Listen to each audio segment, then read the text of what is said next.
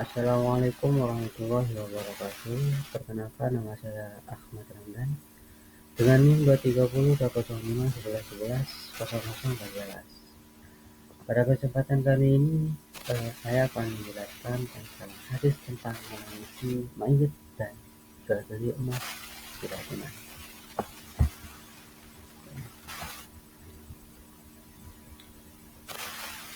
Judul ini berangkat dari masalah atau problem menangisi mayit, yang mana masih banyak masyarakat yang menganggap bahwa setiap tangisan dapat menyiksa mayit itu sendiri.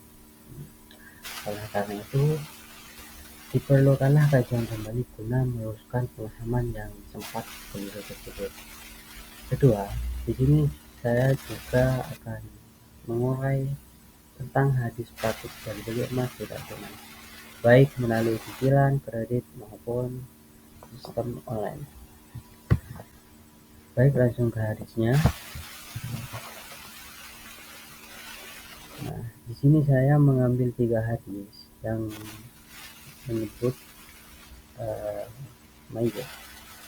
Pertama, langsung ke hadisnya ya. Bismillahirrahmanirrahim. Faqala mahlan ya bunayyat, alam ta'lami anna Rasulullah sallallahu alaihi wasallam qala innamal mayyita yu'adzibu bi bukai ahli alaihi. Nah, di sini sudah jelas bahwasanya innal mayyita yu'adzibu, sungguhnya mayit akan disiksa bibukai ahli alaihi, dengan tangisan keluarganya. Hadis pertama ini menyampaikan bahwa mayit akan disiksa karena tangisan keluarganya. Di sisi lain, ada hadis yang menyebut bahwa Nabi pernah menangis atas kematian anaknya Ibrahim, cucu dari salah seorang anak perempuan beliau. Nah, ini hadisnya. Bismillahirrahmanirrahim. Falamma dakhala alaihi wajadahu fi ghashiyah faqala aqad qada. Qala ya Rasulullah.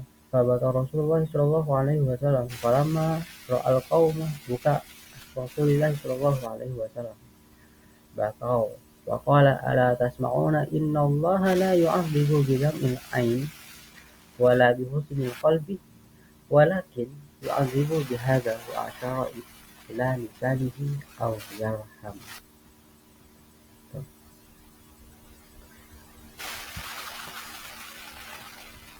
Apakah dia telah meninggal?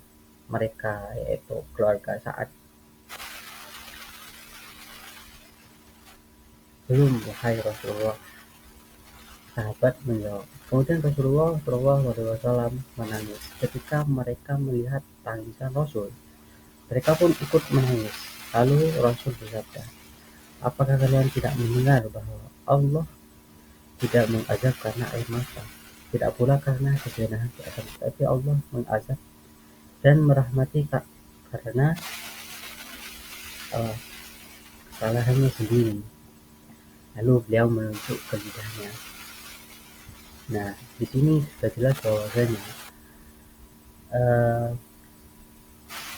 ilat dari siksaan mayit bukan datang dari sebuah tangisan atau kesedihan hati. Sementara di sini ada hadis yang ketiga yang menyebut bahwa ini berupa tanggapan Aisyah ya. Bismillahirrahmanirrahim. Wa dzukira laha anna Abdullah bin Umar yaqulu innal mayyita la yu'adzibu bi buka'il hayy. Wa qalat Aisyah, ini yaghfirullahu li Abi Abdurrahman ama innahu lam yaghlib walakinahu nasiya aw akhta. Innama mata Rasulullah sallallahu alaihi wasallam ala yahudiyatin yubaka 'alaiha faqala innahum la yabquna 'alaiha wa innaha la tu'adzabu fi qabriha, yang artinya sungguhnya mayit akan diazab dengan tangisan yang hidup. Kemudian Aisyah berkata, Ini berupa tanggapan dari hadis yang pertama tadi ya, yang menyebut bahwa mayit akan disiksa karena tangisan keluarganya. Lalu Aisyah berkata bahwasanya mudah-mudahan Allah merahmati Abu Abdurrahman. Sesungguhnya dia tidak berdusta, akan tetapi dia lupa atau keliru. Sesungguhnya Rasulullah SAW lewat di hadapan perempuan Yahudi meninggal yang sedang ditangisi. Kemudian Rasulullah bersabda, sesungguhnya mereka keluarga perempuan Yahudi yang meninggal menangisnya sedangkan dia akan diangkat di kuburnya. Jadi Aisyah di sini menyebut bahwa hadis yang pertama itu akibat kekeliruan dari Abu Abdurrahman, yang dimana dalam konteks hadis yang disebutkan itu Nabi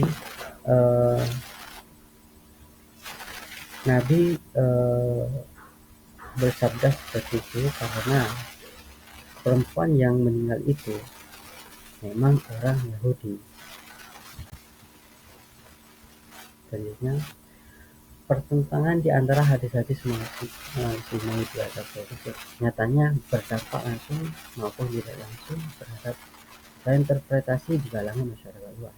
Dengan sekedar meneteskan air mata karena salah satu famili meninggal dunia, tak jarang mendapatkan hakikat dari orang lain dengan pahaman bahwa si mayat akan disiksa.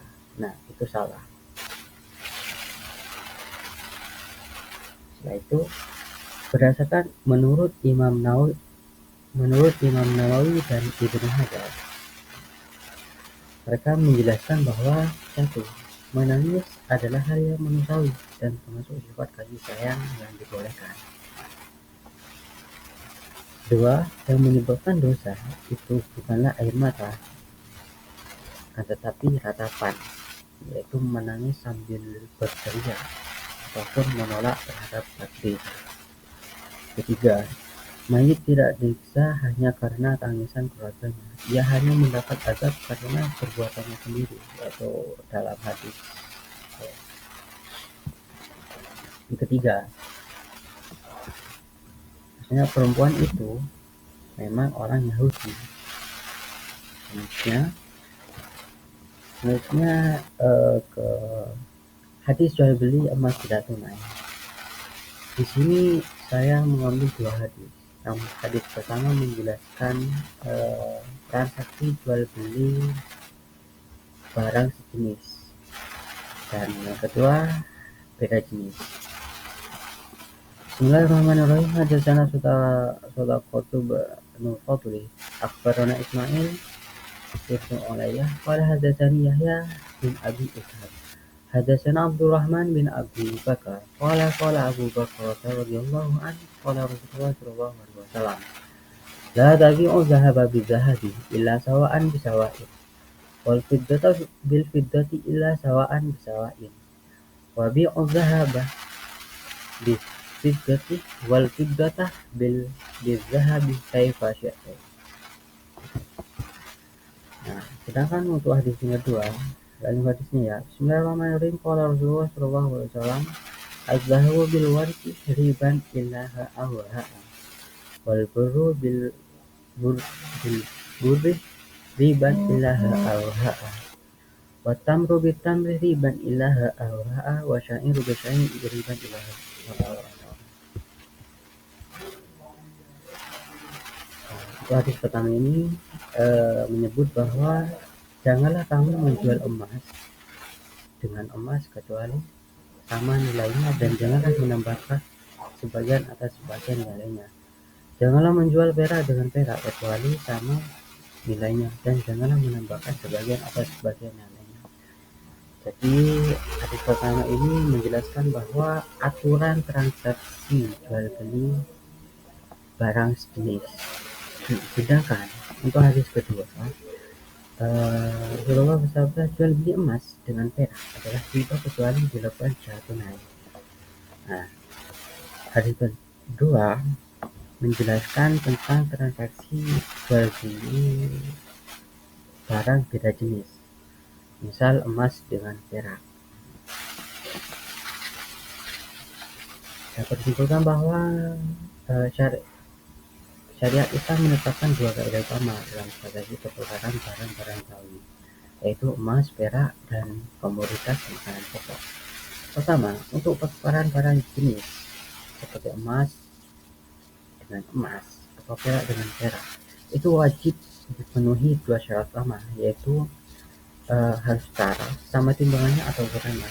Hal ini bertujuan untuk mencegah riba al-fadl, riba berlebihan.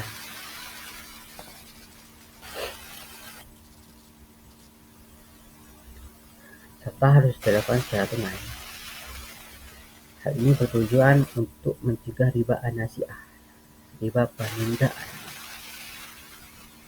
Untuk hadis kedua, pertukaran barang yang berbeda jenis tetapi masih dalam kategori ribawi, seperti yang disebutkan dalam hadis itu, emas dengan perak, syariat memberikan kelonggaran, yaitu jumlah transaksi tidak wajib secara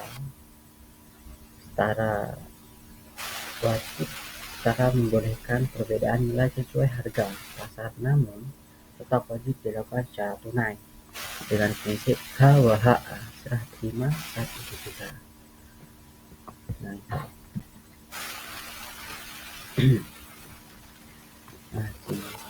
Para fuqaha ahli fikih dari 4 mazhab, yaitu Imam Hanafi, Maliki, Syafi'i, dan Hambali, sepakat bahwa hadis Nabi itu yang memerintahkan pertukaran emas dengan emas harus setara dengan setara, sawaan bisawain, mengharuskan adanya kesetaraan takaran, timbang, dan serah-meriah. Artinya, jika seorang menukar emas dengan emas atau perak dengan perak, mutlak harus memenuhi dua syarat utama tadi, yaitu sama timbangan atau jumlah untuk menghindari riba al-fadl, kedua tunai untuk menghindari riba an-nasi'ah.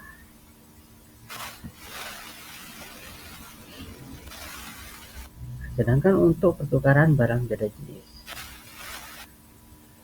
yang mencakup emas dengan perak atau al-waraq, dalam hadis ini memberikan kelonggaran dalam hal nilai, namun sangat ketat dalam hal waktu serah terimanya.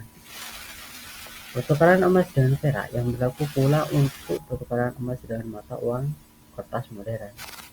Hal ini diizinkan berbeda nilai jika berbeda nilai dan sesuai dengan pasar. Intinya, jual beli emas tidak boleh ditunda, baik pembayarannya maupun penyerahan barangnya. Kedua, menjual ataupun membeli emas secara kredit atau cicilan dapat mengandung unsur riba. Alangkah baiknya lebih berhati-hati lagi. Namun, seiring modern saat ini muncul beberapa persoalan baru. Karena jual beli emas secara cicilan ataupun emas digital. Karena itu, DSN MUI pernah mengeluarkan fatwa yang membolehkan jual beli emas tidak tunai. Meski begitu, perdebatan tetap muncul karena banyak ulama hadis yang kembali menegaskan bahwa ada hadis-hadis tentang barang ribawi yang dimana dalam hal itu tidak diperbolehkan akan tetapi berdasarkan fatwa DSN MUI, hukum jual beli emas modern termasuk digital maupun online pada dasarnya itu dihukumi halal dan riba asal satu, status emas sebagai komoditas barang. Saat ini emas tidak lagi berfungsi sebagai alat tukar resmi uang, melainkan sebagai komoditas investasi, sehingga aturan khusus seperti harus sama beratnya ribawi tidak berlaku mutlak jika ditukar dengan uang. Kedua, transaksi harus tunai, yadan bi yadin. Penyerahan emas harus jadi di tempat dan waktu yang sama dengan akad, atau ada mekanisme yang menjamin serah terima fisik atau kohut meskipun tidak langsung di tangan pembeli itu. Tiga, tidak boleh ada koror, ketidakjelasan. Yaitu apa ya? Artinya spesifikasi emas, berat, kadar ataupun kualitas harus jelas dan kepemilikannya emas tersebut harus dapat dibuktikan. Keempat, legalitas lembaga. Platform atau lembaga yang menyediakan layanan emas juga harus terdaftar dan diawasi oleh otoritas terkait seperti eh, apa ya, Bapti. Nah, jadi kesimpulannya, hukum menaiki mayit saat berduka adalah hal yang wajar ya, mutlak, yang hukumnya adalah mutlak.